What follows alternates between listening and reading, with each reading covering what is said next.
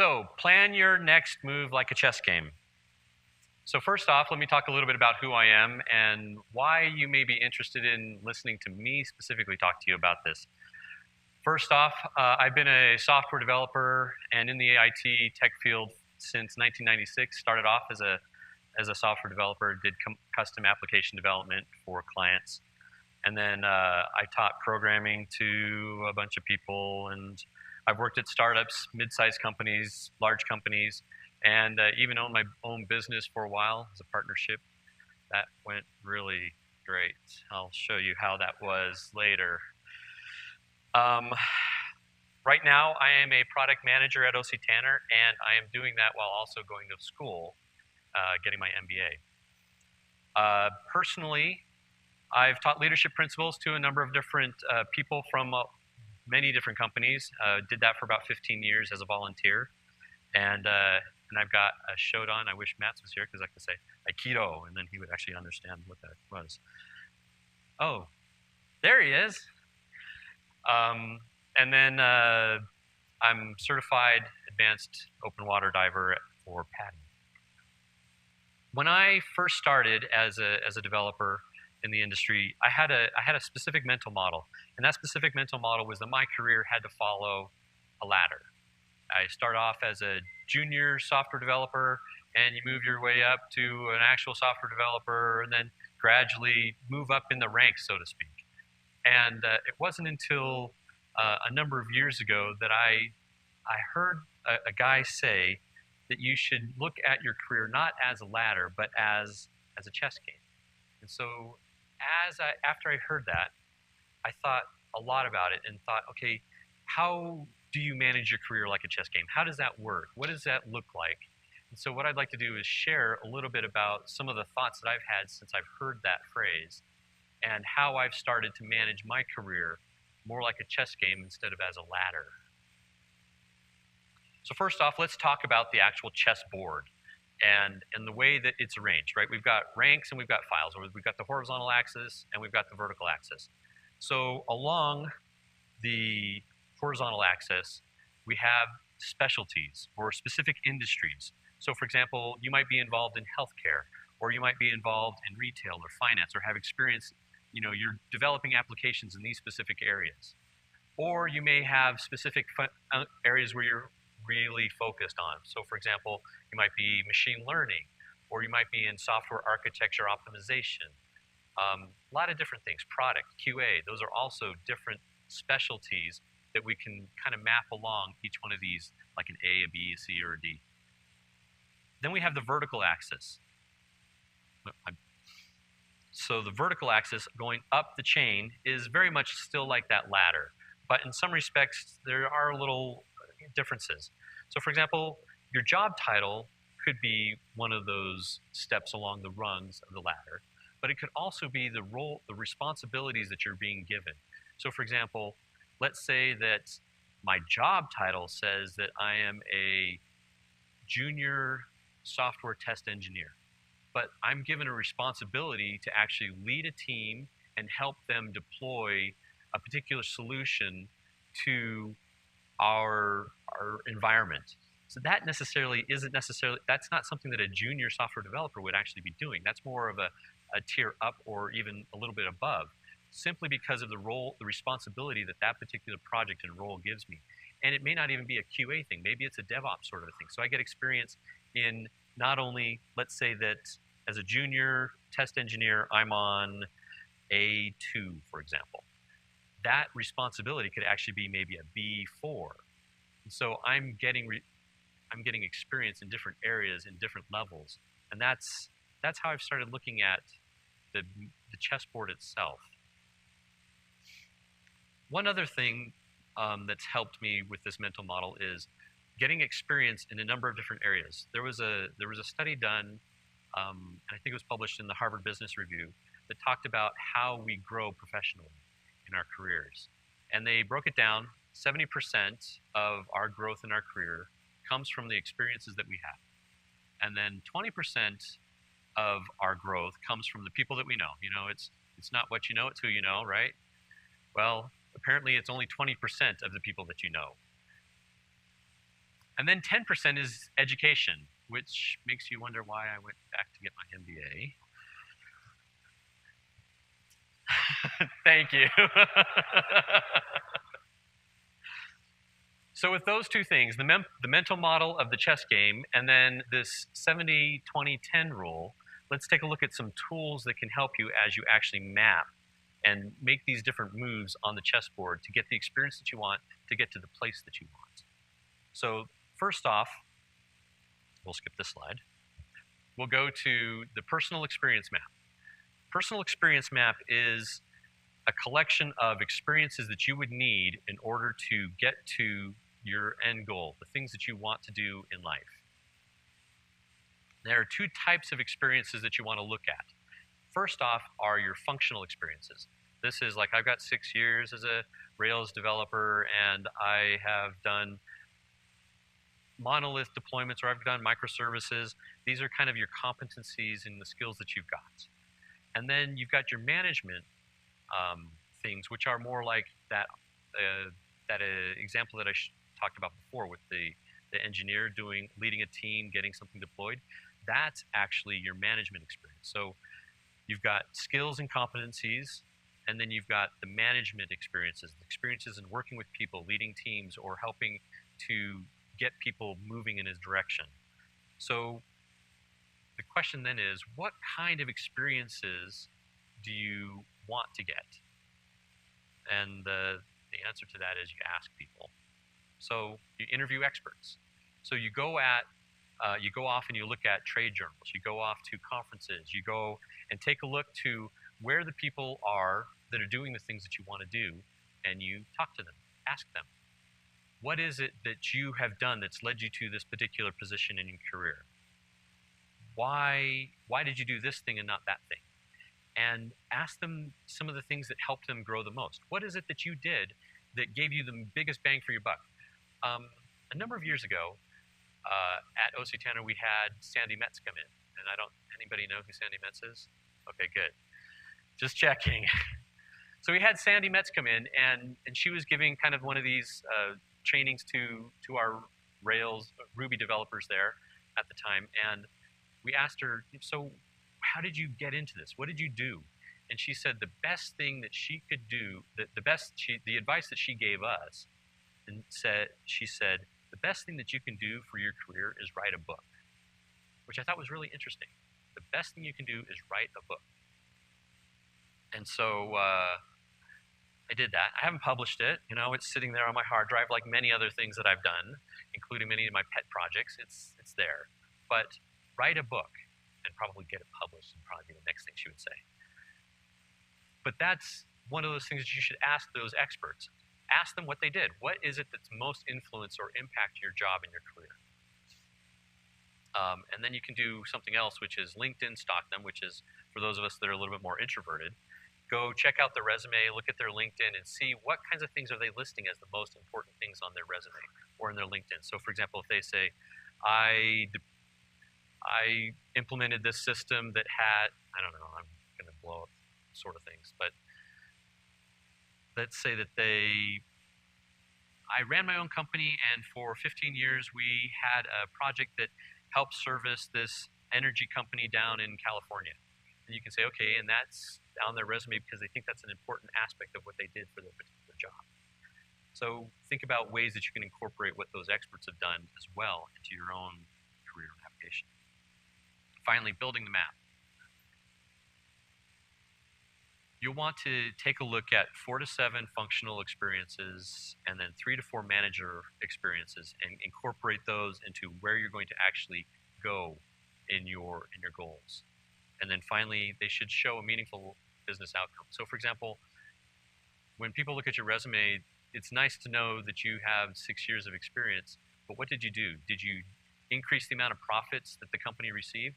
Because they like to see how much actual impact that you had on the company that you were working for. Or we reduced the amount of response time that it took for our webpage to actually be returned to people. Or we increased the amount of people that were actually concurrent users on our system from 100 to 10,000, for example. Those are things that you can actually quantify and show them with data that they can then appreciate. Finally, with your experience map, your career is going to be very much a journey, and you'll want to review it rather regularly. Um, every 2 to 5 years, you can update it. Not 2 to 5 years. Every 6 months, you want to update it, and you want to make sure that your focus is still the same, and can help you get to where you want to in the next 2 to 5 years. Another tool besides experience mapping is your from-to interviewing. And this is really simple. It's a very tactical thing. And your idea is that you're going to start with, where am I at right now? So where's my from? And where do I want to move to? What's the next step? So am I going to move, am I going to move along the horizontal axis, or am I trying to move along the vertical axis? It's really difficult to do both at the same time. If I wanted to go vertically and horizontally, so for example, if I want to move from, say, a senior software developer to a director of operations at healthcare at a new company, that's going to be a lot more difficult for me to do, as opposed to maybe moving up the chain just a little bit in my own company and then moving over to that healthcare company. I hope that makes sense. You can also look at what technologies you want to use. So just industry is not necessarily one of the things I can move across, but I can move across based off of technology. Maybe you want to learn another language. Maybe you want to learn machine learning, which is learning.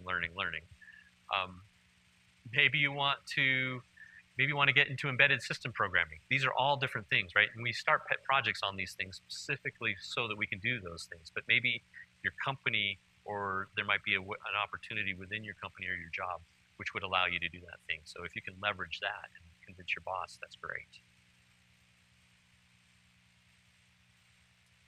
The from-to statement is really simple. From a blank, I want to move to a blank.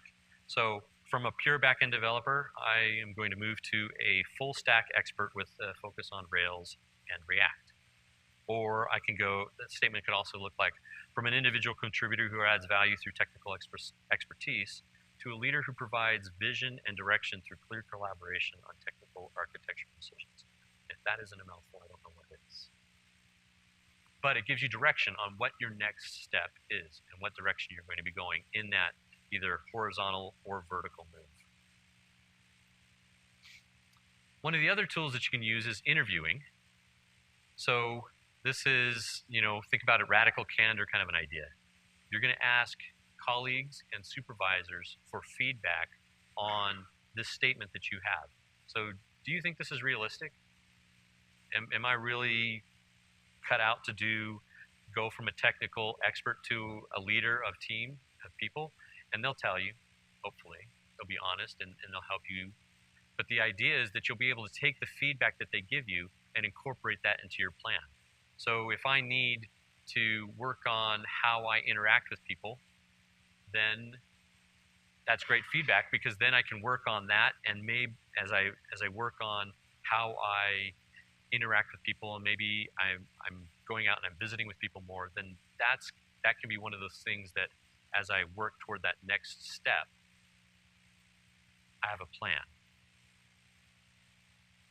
Finally, this is probably the biggest part of what I've used is matrix ranking. So matrix ranking is designed to take the guesswork out of a position or a job opportunity. You decide what criteria is most important. So let's take a look at a sample from my personal matrix. So these are the things that are most important to me and how I've weighted them. We've also got the criteria with sample questions and then overall ranking. So we'll take a look at each one of these in turn. First off, the criteria and the weights. You don't have to have all of these. They're your personal things. What are the things that are most important to you in a job? For me, financial is important, but obviously you can see it's not as important as time off. And the way I qualify this is, at a certain financial point, if someone's going to offer me $10 an hour flipping burgers, that job is just, it gets thrown out. It's not even considered. So I'm not even going to consider that as one of the opportunities that I'm looking at. However, if they're going to offer me close to where my salary is right now, then I would consider that, and it would go into this bucket, and then financial consideration would be 8% of the rankings, if that makes sense. So that's kind of the financial benefits is obviously the same. So go through, think about what are the things that you want most in the job? What are the things you like most about the job that you're in right now? And rank them. So when I started off, I just divided them equally and said 10, 10, 10 because I had 10. And then I went through and I said, this one's more important, so I'm going to add a couple percentage points, and this one's less, so take a couple off, until I got to this particular weighting. Your mileage may vary. Then I went through and I've created a spreadsheet that has each one of those particular pieces. So for example, schedule, if we look back, schedule was down at the very bottom, 15%. So then I took a look and said, okay, based off of what I think is important with a schedule, what would I rank a 5? Like, this is the best job ever as far as looking at a schedule. And then a 3 would be, this is basically what I expect out of a schedule nowadays. And then a 1 would be, this is awful. I would really not work for this kind of a job. So, for example, 60-hour plus work weeks on a regular basis is not something I'm willing to do. Occasionally, sure, but not all the time. And I've worked at jobs where that was expected. So then come up with some questions that will help you answer that. So you know how you get into a job interview, I don't know, maybe I'm the only one that's like this, but you get into a job interview and somebody asks you, so do you have any questions? And I'm like, I have no response to that, right? This prepares you for that eventuality. This lets you have some specific criteria-driven questions for what you're looking for in your ideal occupation or your ideal position. So you can go into a job and say, actually, yes, I've scoured your website and I found answers to some of my things. Like you can find some benefit information on some websites. You can find some, the salary, you kind of have an idea, but you want to find out that one for sure. And there are other things you can maybe find out about the culture of the company as you're just in there and walking around. But eventually you have to ask them some questions. And so these are the questions that you would ask. And then based off of the responses, you say, well, yeah, this company is probably a 3, or this particular position is a 5, depending on what you want. And then you map them out. So for example, this is me with my dream team of jobs, and some of them like game retail store owner. It's always one of those things I toy with because I like to play games. Now, is it going to meet the salary one? It's probably a 1. But it's there for completeness. Also, take the current position that you're at and throw that in there too. Make sure that you include that in there, because your best decision may be to actually not move at all, because that may end up being the one with the biggest ranking, the best ranking. So you may be perfectly fine where you're at, and that's totally okay too.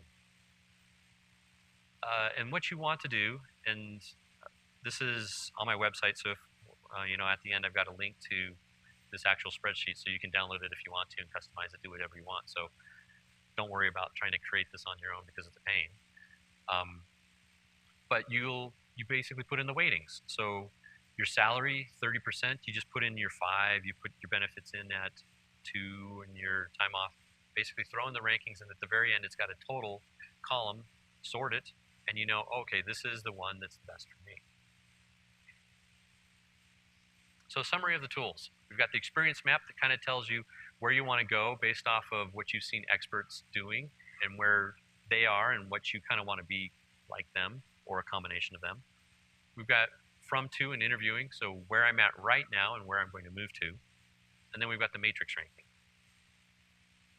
But the question really is, why do you want to move at all? Or as I like to call them, the 3 Bs. So the first B, and this is where I maybe open up the kimono a little bit, is your bump in salary. So I did fade out my actual salary numbers, I admit that. But what I am showing you are the bumps that I've had in my salaries since 1996. Every time I've had a bump in salary, it's because I've either changed positions or I've changed companies. The worst person I've ever worked for is in orange, which is me. I am my worst employer. I didn't give myself a raise. I didn't even bump my salary up from moving to my previous position. So as you look at a possibility of going off on your own, consider that as well. Because it may not be the best thing for your career, but it may not. It may be, it may not. It depends. There are a lot of benefits to working for yourself. And the time off, the flexibility in schedule are some benefits that, honestly, the change in salary is not as important to me. So not getting that bump is okay if you think it is. So would I go back? Maybe. But bump is one of the B's. The other bump is burnout. At the last Mountain West conference, Jameis shared a really personal story that he had about his experience with burnout. And one of the things that really struck me about that talk was that at that time, I was also going through burnout. And his openness on how he came back from that was very helpful to me, because it showed me that there was hope at the end of the rainbow, or rather tunnel, not rainbow. There was no rainbow. It was the opposite of a rainbow. There was hope at the end of the tunnel. And maybe a change in what you're doing can help you move away from that burnout. Maybe you're tired of doing what you're doing. Maybe you're tired of that repetitiveness. Maybe changing it up just a little bit will help you. So maybe instead of working on embedded systems, you want to work on a Rails app. Or instead of working on a Rails app, maybe you want to work on some machine learning. Maybe you want to get more involved in some of the optimization pieces of the hardware or the software. It's up to you. Changing it up can help you escape some of the burnout. And the final B is boredom. I don't know about everybody else, but sometimes after a while I get bored with certain things, and I need to change it up. I need to switch it up. In Disrupt Yourself by Whitney Johnson, I've got kind of a link there, not a link, but I got a little attribution there at the bottom. She talks about this S-curve. And your S-curve, you start off, you really don't know what you're doing, but you're working on it, you're learning it, and you start having there's a period of time where you really start to increase the amount of things that you're grasping from this. You're struggling through it maybe a little bit in the first start of it, but as you're engaged in learning this technology, the amount of understanding that you get in that particular topic just accelerates. It feels like you're really on this. I'm learning something new every day. I'm excited to come into work. But then after a while, you start to become an expert. You start to peter out a little bit, and some of this may go back to the burnout. You've basically grown, so you have some kind of a mastery of that particular topic. You've got confidence, and you've reached the end of that hyper growth cycle. So the next thing to do is something similar to basically what I just talked about to avoid the burnout, is you switch to another S-curve. Switch to machine learning. Switch to embedded systems. Switch to something else that can actually help you stay engaged. Maybe the optimization stuff is just what you were looking for. Maybe it's that itch that just needs to be scratched. So as you do this constant S-curve move, you actually grow in your mastery and in your value to the people that you work for and work with. Peter Diamandis said, if you don't disrupt yourself, somebody else will. In our day and age, disruption is almost become a regular occurrence. And so as we look at what are we going to do, what's our next move, we should look at how can we disrupt ourselves. So disrupt yourself on your terms and plan it like a chess move. Thank you.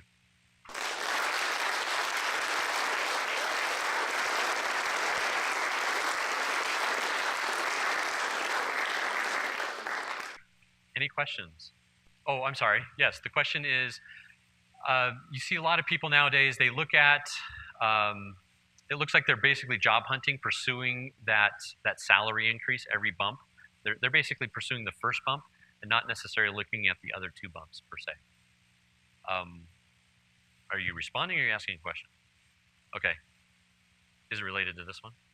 Okay, I'll answer this one first then. So my answer would be that at some point you're gonna reach the top of doing those things where I've got this experience and I'm chasing that salary, but at some point employers are going to start looking at you saying, well, you've been at this company for 6 months and this one for a year. Eventually it's going to burn you.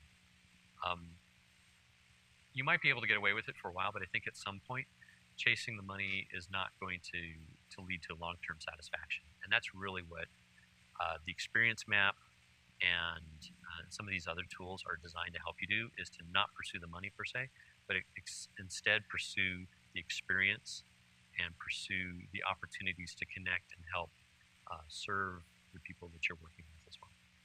Right, so the question is, if I can condense it, how do you weigh the different options that the different criteria that you've got? How do you kind of rate them and rank them when in some cases that might be a little nebulous or difficult to ascertain? So for example, that you brought up was culture.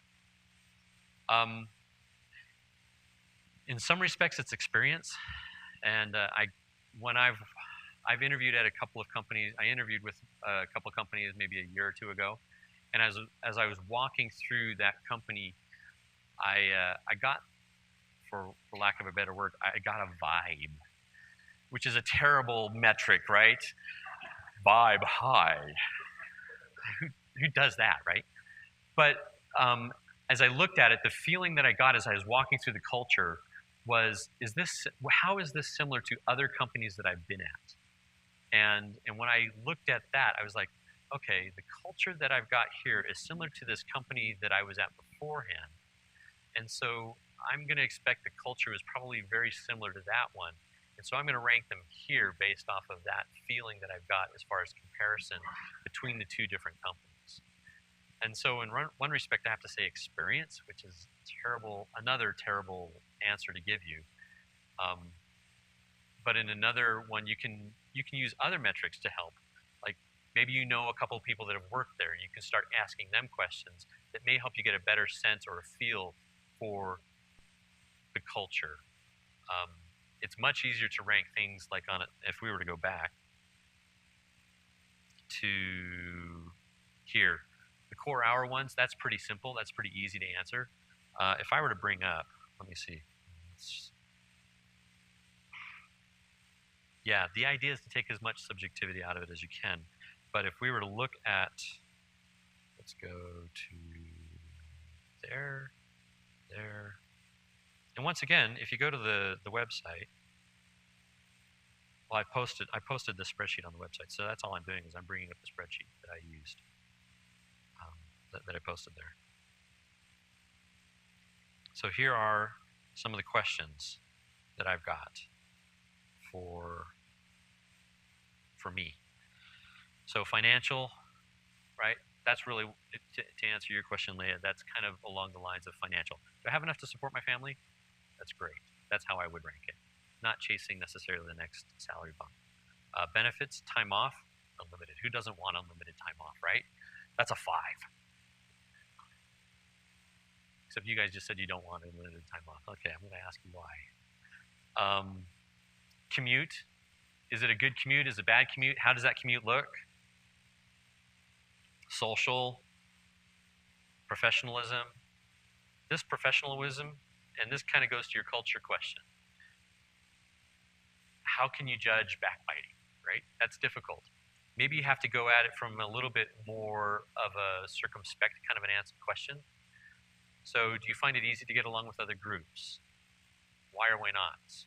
What kind of barriers do you have to deal with? And as you listen to the responses to those questions, then you can start to gauge what their culture's like. So there are ways to get those answers, but you have to kind of play with it. So asking them how long does it take to get a server installed once you have recognized that you have the need, That's a great question, because that'll tell you how much barrier and red tape in politics. That's awesome.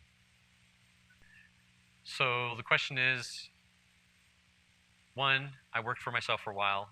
What are the benefits and perks as opposed to not working or working for somebody else? So what are the benefits of working for yourself versus working for someone else? So working for yourself is great as long as you have people paying you. As soon as you don't have people paying for you, it becomes very challenging really quickly. And I was in that situation for about 1.5 years where I didn't have anybody paying me for work I was doing, or they were paying me very little compared to what I was being paid before. So we lived off of savings for a while. I just because I'm a glutton for punishment, I actually went and looked at the poverty levels for Utah and found out that I was living below the poverty level while getting paid to do work that I was not under the poverty level beforehand doing. So in that respect, challenging. But the freedom that you get in your schedule is great. The ability to take off time when you want to is also good, as long as you have backups for taking care of customer calls and requests when you're not available. In many instances, the remote working stuff that we have going on now with many employers makes some of the benefits of working for yourself less enticing, because you have an employer who is paying you a regular salary, and they may expect you to be putting in some core hours at certain times. But for people who are used to working from 12 to 8, that's much easier to do when you're working for yourself or working remote, as opposed to somebody who expects you to be in the office from 8 to 5 every day. So there are certain perks in that respect that are great. Working for somebody as opposed to for yourself, I always feel like I am begging when I ask for time off. I hate begging. It always feels like it's an inconvenience for whatever reason. And so in that respect, that's difficult and challenging. One of the other things I struggled with as I was working for myself was I got lonely. Right? The social aspects. I enjoy the social aspects of working for a company. And there are ways of getting around that, but at the time I didn't know what they were. So if I were to do it again, I would get more involved in the community, more involved with people in the area who know. So yeah, that would be my response to that, is it pluses and minuses, right? I'm not sure I understand. What was the outcome of going from self-employed to not? Right. What happened? What happened when I was working for myself? So when I was self-employed, it was actually 3 of us, family company. My dad, my brother, and I were owners of this company, and we still are. And my dad doesn't get a paycheck from it anymore. My brother does. So the company is still going, barely limping along, because we have one customer that basically pays for his salary, and that's it. At some point, if we were to get bigger projects from people who are willing to pay, we would probably go all in again. But I would find ways of mitigating that with not just a single customer or 2 customers, but I would increase the customer base for sure. I would probably also increase staffing to help support and handle some of the requests that had when we were on call 24/7 sometimes. In the meantime, they're running the company. I stepped away, and I went to work for one company and then another company, if you looked at the graph of the chart. So ultimately, it's kind of, I don't want to say it died, but it refuses to die. It's like a zombie. Other questions? All right, thank you.